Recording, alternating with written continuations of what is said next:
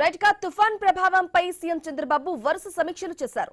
వాగులు పొంగే ప్రమాదం ముందు అంచనా వేసి లోతట్టు ప్రాంతాల ప్రజల్ని అప్రమత్తం చేయాలని అధికారులకు దిశానిర్దేశం చేశారు. గ్రామ వార్డు సచివాలయం నుంచి సమాచారం తెప్పించుకుని విశ్లేషించుకోవాలని చెప్పారు.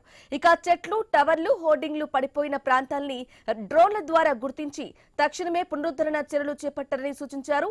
తుఫాన్ సహాయక చర్యలపై సచివాలయంలోని ఆర్టీజీఎస్ లో డిప్యూటీ సీఎం పవన్ కళ్యాణ్ తో కలిసి సమీక్షించారు.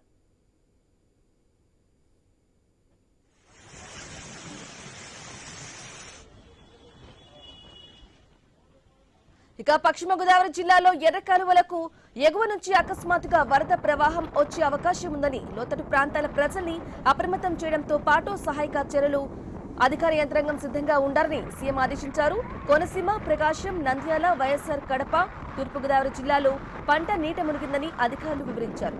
ఇక పంట నష్టం వివరాల్ని రైతులు కూడా పంపేలా యాప్లో మార్పులు చేయాలని సీఎం సూచించారు.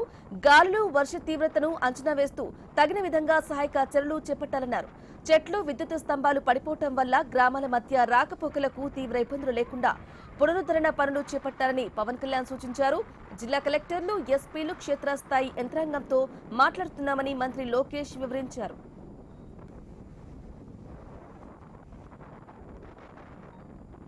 అలాగే తుఫాన్ నష్టానికి సంబంధించి శాఖల వారీగా ప్రాథమిక అంచనాలు సిద్ధం చేసి కేంద్రానికి వీలైనంత త్వరగా పంపేలా చర్యలు తీసుకోవాలని చంద్రబాబు అధికారుల్ని ఆదేశించారు.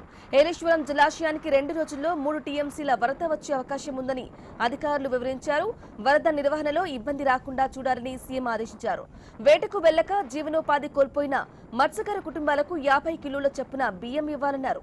రాష్ట్రంపై మోందా తుఫాన్ ప్రభావం చూపుతున్నందున క్యాడర్ నుంచి లీడర్ వరకు ప్రజలకు అండగా ఉంటూ సహాయక సహకారాలు అందించాలని సూచించారు. తుఫాన్ పరిస్థితిపై కేంద్ర మంత్రి అశ్విని వైష్ణవ్ ముఖ్యమంత్రి చంద్రబాబుతో ఫోన్లో మాట్లాడారు.